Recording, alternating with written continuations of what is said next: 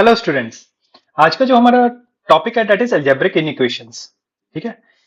Algebraic equations किसे कहते हैं? जैसे मेरे पास आ गया 2x-3 इक्वल्स टू 0 आ गया, ये क्या है? अलजेब्रिक इक्वेशन है। ठीक है। या फिर इस तरह से कोई भी मैं रेंडमली अगर उठा लेता हूं, जैसे 4x plus 5 divide by 7 equals to 0, ये क्या चीज है हमारे पास? That is algebraic. अच्छा, इक्वल्स टू 0 ना भी हो, ये मतलब दिमाग में ये ना है कि हमेशा इक्वल्स टू 0 ही हो, तो यहां पर मैं थोड़ा चेंज कर देता हूँ, 3x-4 आ गया है ना। क्या ये अलजेब्रिक क्या है? That is equation. बस ये इनइक्वालिटी की जगह, अगर इक्वालिटी की जगह इनइक्वालिटी आ जाए, जैसे कि यहां पर मैंने लिख दिया लेसर देन और इक्वल टू, इधर लिख दिया ग्रेटर देन आ गया है ना, तो ये क्या बन जाएगा? अलजेब्रिक इनइक्वेशन बन जाएगा। ठीक है। तो अलजेब्रिक इनइक्वेशन को रिप्रेजेंट हम किस तरह से करते हैं, ठीक है ना, उसके बारे में बात करेंगे अभी हम, है ना। सेट नोटेशन क्या होती है और नंबर लाइन रिप्रेजेंटेशन क्या होती है, ये हमारा नॉर्मल क्या कहते हैं, जिसे हम कहते हैं conventional way of representing in equations है। ठीक है। सॉल्व कैसे करना है वो भी आपको मैं सब कुछ यहाँ पर स्टेप बाय स्टेप बताऊंगा। तो सबसे पहले क्या चीज सीखेंगे हम? That is representation. सपोज करो तुम्हारे पास है x इज ग्रेटर देन और इक्वल टू 7। ठीक है। तो यही चीज अगर मेरे पास लिखी होती x इज ग्रेटर देन 7, या फिर x इज लेसर देन और इक्वल टू 7, या फिर less x is less then 7, इन चारों को अलग अलग सेट नोटेशन में कैसे रिप्रेजेंट करेंगे और नंबर लाइन पे कैसे रिप्रेजेंट करेंगे, ये सीखेंगे अभी हम। ठीक है ना। तो सबसे पहले सीखेंगे हम नंबर लाइन पे। नंबर लाइन में कैसे इसको रिप्रेजेंट करना है, तो मेरे पास एक नंबर लाइन है और यहां पर हमने 7 लिख दिया। ठीक है। इसी तरह से बाकियों के लिए भी नंबर लाइन तो सेम ही रहने वाली है, इस तरह से। और यहां मेरे पास 7 है। अब इसको प्लॉट कैसे करना है? ग्रेटर देन इक्वल टू 7 का मतलब है कि x जो है 7 या 7 से ज्यादा वैल्यू, 7 भी इंक्लूडेड है। अगर 7 इंक्लूडेड है तो वहां पर हम सॉलिड सर्कल बनाएंगे, इसे कहते हैं क्लोज्ड इंटरवल बोला जाता है। और 7 से ज्यादा है तो हम राइट हैंड साइड की तरफ इसको लाइन को खींचेंगे। ठीक है। इसी तरह से 7 is greater then 7, x is greater then 7 का मतलब क्या है? 7 इंक्लूडेड नहीं है तो हॉलो सर्कल आएगा, बट सारी वैल्यूज उससे बड़ी हैं तो राइट हैंड साइड हम लाइन को खींच देंगे।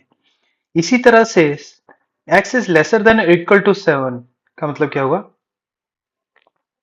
इक्वल्स टू है तो सॉलिड सर्कल आएगा, लेसर देन है तो लेफ्ट हैंड साइड की तरफ हम सारी वैल्यूज को इंक्लूड कर रहे हैं।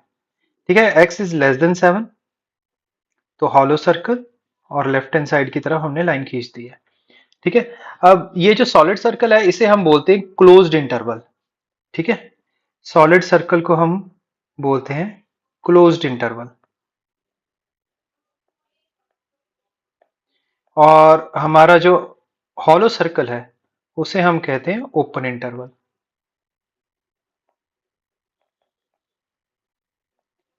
इन्हीं दोनों को हम सेट में कैसे लिखते हैं वो अभी देख लेते हैं। मतलब यहां पर अगर आपने नोटिस किया हो कि 7 से लेके वैल्यूज जो है वो कहां तक जा रही है? इन्फिनाइट तक जा रही है, इधर भी इन्फिनाइट तक जा रही है, और यहाँ माइनस इन्फिनिटी से आ रही है, इधर भी माइनस इन्फिनिटी से आ रही है। तो सेट नोटेशन के लिए हमें दो चीजें चाहिए होते हैं, एक स्टार्टिंग पॉइंट चाहिए होता है, एक एंडिंग पॉइंट चाहिए होता है। ठीक है। जैसे इस केस में हमारे पास स्टार्टिंग, पहले वाले केस में स्टार्टिंग पॉइंट क्या है? 7, और एंडिंग पॉइंट क्या है? That is infinite. वैसे इन्फिनाइट कोई एंडिंग पॉइंट हो नहीं सकता, infinity is just a notation. ठीक है। तो इसका मतलब क्या है? एक्स अगर 7 इंक्लूडेड है जैसे कि इस केस में है, तो हम उसके साथ लगाएंगे क्लोज्ड इंटरवल। सेट में क्लोज इंटरवल स्क्वायर ब्रैकेट की तरह लिखा जाता है। ठीक है। और इन्फिनिटी के साथ कभी भी क्लोज्ड इंटरवल नहीं आता, तो उसके साथ आता है ओपन इंटरवल। ओपन इंटरवल हम पैरेंथेसिस के साथ लिखते हैं इस तरह से। तो x belongs to 7 till infinite, कुछ इस तरह से लिखा जाएगा। सेकंड केस में x बिलोंग्स टू, ठीक है, स्टार्टिंग 7 है, एंडिंग हमारा इन्फिनाइट है, इन्फिनाइट के साथ हमेशा ओपन इंटरवल आता है, ठीक है। और यहां पर तो 7 के साथ भी ओपन इंटरवल है, क्लोज्ड नहीं है, ठीक है। तीसरा केस, स्टार्टिंग कहां से हो रहा है, माइनस इन्फिनिटी से, ठीक है। एंडिंग कहां तक हो रहा है, डेट इज 7 तक, ठीक है। 7 इंक्लूडेड है तो क्लोज्ड इंटरवल, इन्फिनिटी के साथ कभी क्लोज्ड नहीं लगता, ओपन ही लगता है, ठीक है। Similarly the last one, minus infinity से लेके 7 तक, ठीक है, दोनों के साथ ओपन इंटरवल। तो इस केस में हमारे पास क्लोज्ड इंटरवल जो इस तरह से, और ओपन इंटरवल जो है that is represented by parenthesis. कई बुक्स में इसका एक और इक्विवेलेंट होता है, उल्टी हमारी जो ब्रैकेट्स हैं वो लग जाती हैं, स्क्वायर ब्रैकेट्स, ठीक है। तो वो हम ज्यादातर उसको अप्लाई नहीं करते, कंफ्यूजन क्रिएट करता है इसलिए, ठीक है। तो इसी को थोड़ा सा आगे और समझते हैं, कुछ एक दो एग्जांपल लेके। फॉर एग्जांपल मेरे पास अगर आ गया x लाइज बिटवीन 2 एंड 7, इस तरह से नहीं, x लाइज बिटवीन 2 एंड 7 इस तरह से, ठीक है। एक तो ये वे आउट हो सकता है लिखने के लिए, दूसरा वे आउट हो सकता है x lies between 2 and 7 and 2 is included, x lies between 2 and 7 but is this time 7 is included, या फिर 2 और 7 दोनों इंक्लूड हो जाए, ठीक है। तो सबसे पहले हम किस पे चेक करेंगे, सबसे पहले हम चेक करेंगे नंबर लाइन के ऊपर। तो नंबर लाइन ड्रॉ करते हैं सबके लिए।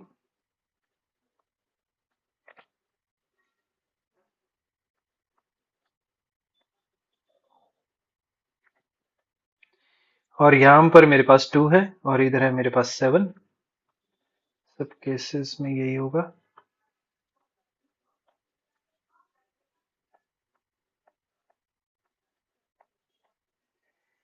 ठीक है, अब हम प्लॉट करते हैं, चलो कैसे करेंगे।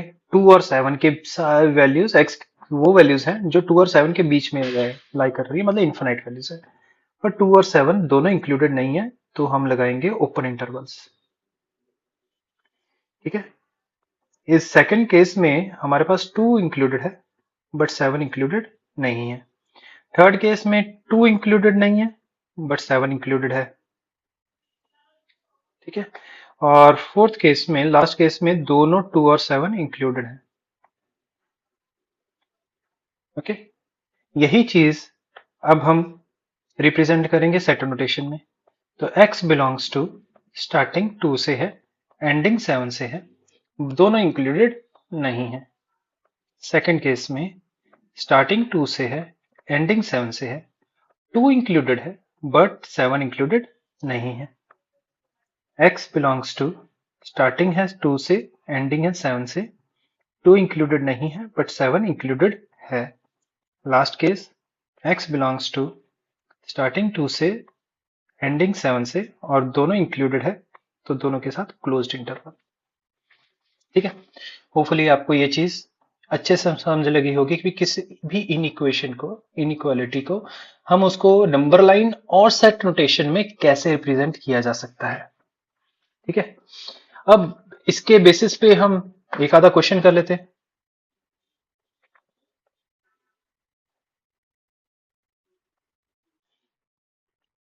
The question says that find the solution set for the following. तो आपने इसके लिए सॉल्यूशन सेट फाइंड करना है, ठीक है। तो सबसे पहले ये 2 और 3 को क्रॉस मल्टीप्लाई कर लेते हैं, जो इजीली हो रहा है ना।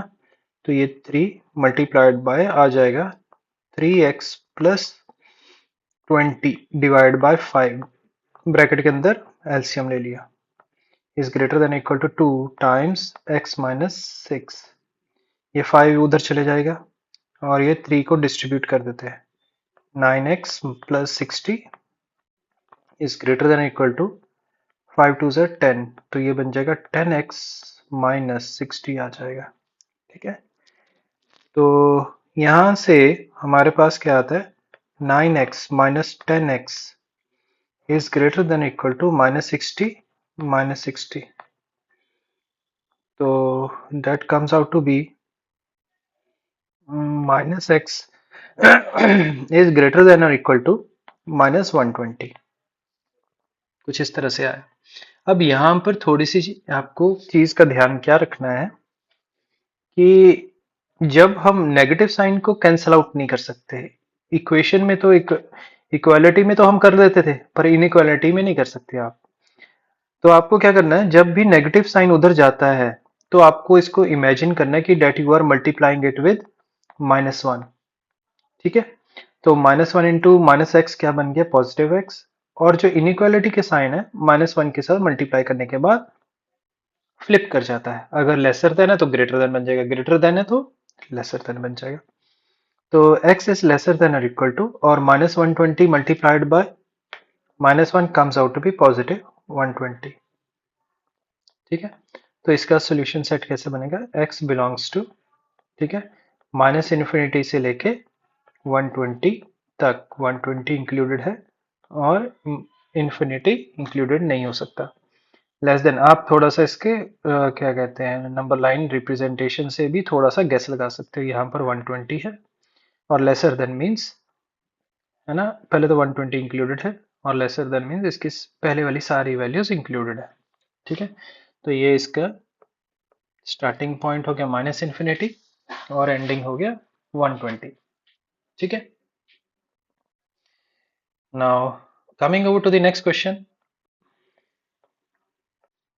Question says if 5x upon 4 plus 3x upon 8 is greater than 39 upon 8 and 2x minus 1 upon 12 minus x minus 1 upon 3 is lesser than 3x plus 1 upon 4, then find the solution set for x। ठीक है, ध्यान दीजिएगा यहाँ पर and का symbol है। And का symbol का मतलब क्या होता है, we are talking about intersection. अगर और होता तो हम यूनियन की बात करते हैं, इसका मतलब होता है यूनियन और इसका मतलब होता है इंटरसेक्शन। ठीक है, इंटरसेक्शन का सीधा सीधा मतलब है कि भी कॉमन पार्ट निकालना है। ओके, अभी नंबर लाइन से अगर आपने सेट्स नहीं भी किया तब भी आपको इस क्वेश्चन से समझ लग जाएगा इन दोनों का मतलब क्या है। ठीक है, तो सबसे पहले हम ये पहली वाली जो इनइक्वालिटी है इसको सॉल्व करते हैं। तो ये है 5x plus upon 4 plus 3x upon 8 is greater then 39 upon 8। LCM 8 निकला तो ये बन जाएगा 10x plus 3x is greater than 39। 13x is greater than 39। x is greater than 39 divided by 13, मतलब x is greater than 3। ठीक है, तो यहां पर मेरे पास इसका जो सॉल्यूशन है सिर्फ पहले वाले इक्वेशन का, उसके हिसाब से ये आ जाता है।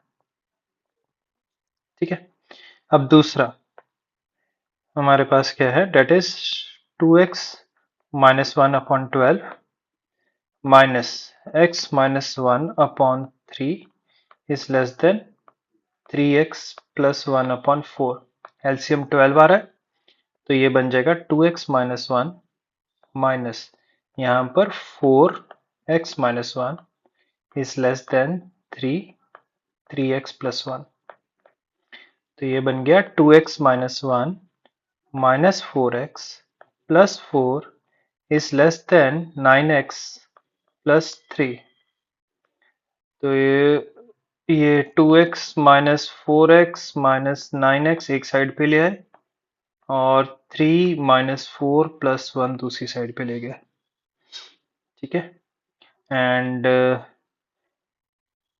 Minus 11x equals is less then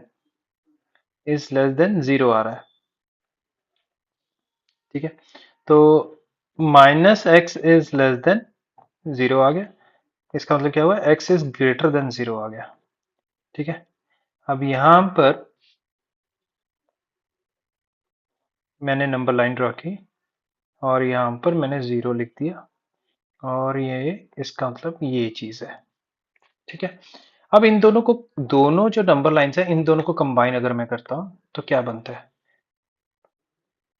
एक ही नंबर लाइन के ऊपर मेरे पास 0 भी है और 3 भी है। तो मैंने यहाँ पर ग्रेटर देन 0 का इस तरह से प्लॉट कर लिया और ग्रेटर देन 3 को इस तरह से प्लॉट कर लिया। अब सॉल्यूशन सेट क्या होगा? अब डिपेंडिंग अपॉन द क्वेश्चन वहां पर एंड है या और है। ठीक है, यहां पर क्वेश्चन में मेरे पास एंड आ रहा है, तो ध्यान दीजिएगा एंड में क्या है कि ग्रेटर देन 0 मतलब ये वाला सारा पोर्शन, ठीक है ना, ये वाला पोर्शन। ओके, और या फिर मैं इसको इस तरह से मार्क कर देता हूं, ये वाला पोर्शन आ गया ग्रेटर देन 0 में। और lesser than greater than sorry 3 का मतलब क्या हुआ, ये वाला पोर्शन आ गया। इन दोनों में कॉमन पोर्शन कौन सा है? इन दोनों में कॉमन पोर्शन कौन सा? डेट इज ग्रेटर देन 3 वाला। ठीक है, तो इसका फाइनल आंसर क्या होगा? x इज ग्रेटर देन और लाइक ग्रेटर देन 3 ओनली, मतलब x belongs to 3 till infinite. अगर यही क्वेश्चन में और लिखा होता तो उसमें हमें सारा का सारा पोर्शन लेना है, बेशक वो कॉमन है कि नहीं है। तो इसमें हमने सारे के सारे एक्स की वैल्यूज ऑप्ट इन करनी होती है। तो उस केस में अगर और होता तो उस केस में x belongs to 0 to infinite होता। Okay, now coming over to the next question. Question says if this is given to you and inequality is given to you then find the solution set of x। ऐसे cases में क्या करना है, आपको x को isolate करना है। ठीक है, कैसे करेंगे आइसोलेट? यहाँ पर एक मैं आपको एडवाइस करूंगा, सबसे पहले क्या करो, जो भी x की साइन है, यहाँ पर x नेगेटिव है, x का कोफिशिएंट नेगेटिव है या पॉजिटिव है। जैसे इस केस में नेगेटिव है तो पहले ही आप इसको -1 से मल्टीप्लाई कर दीजिए। ठीक है, आगे जाके दिक्कत, मतलब दिक्कत तो नहीं आती आगे जाके भी। ठीक है, बस ये है कि भी हमारा माइंडसेट थोड़ा सा कंफर्टेबल हो जाता है। ठीक है, -2, तो आपको सबको -1 के साथ मल्टीप्लाई करना है और उसकी वजह से इनइक्वालिटी के साइन जो है वो फ्लिप कर जाता है। अब क्या करेंगे? अब मेरे पास है 4 डिनोमिनेटर में, आपको सिर्फ इसके ऊपर फोकस करना है, इसके अकॉर्डिंगली हमें एक्ट करना है। डिवीजन में क्या आ रहा है? 4 आ रहा है, तो मैं क्या करूंगा, सबको मल्टीप्लाई कर दूंगा 4 के साथ, तो बन जाएगा 20 is greater than equal to -2 plus 3x greater than equal to -36। ठीक है, अब अब मैं ऐड करूंगा 2।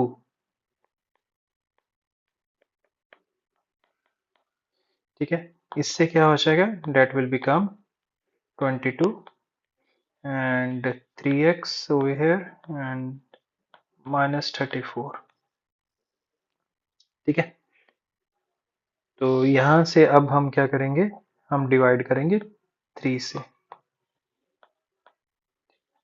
तो क्या बन जाएगा, इसको रीअरेंज भी कर देंगे लास्ट में।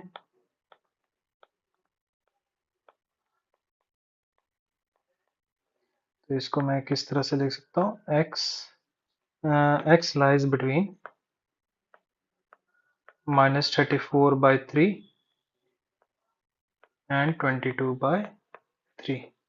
सेट नोटेशन में इसका रिप्रेजेंटेशन कुछ इस तरह से रहेगा, -34/3 22/3, क्लोज्ड इंटरवल है क्योंकि इक्वल्स टू का साइन लगा हुआ है साथ में।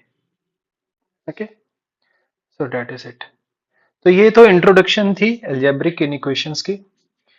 ठीक है, नेक्स्ट लेक्चर में हम थोड़ा सा मॉडुलस एब्सोल्यूट वैल्यूज के साथ इनइक्वालिटी कैसे चलता है वो सीखेंगे हम। फिर धीरे धीरे करके आगे जाके हम वेवी कर्व मेथड आ जाता है, वो चीज सारा कुछ कवर अप किया जाएगा। ठीक है, till then keep practising at your and.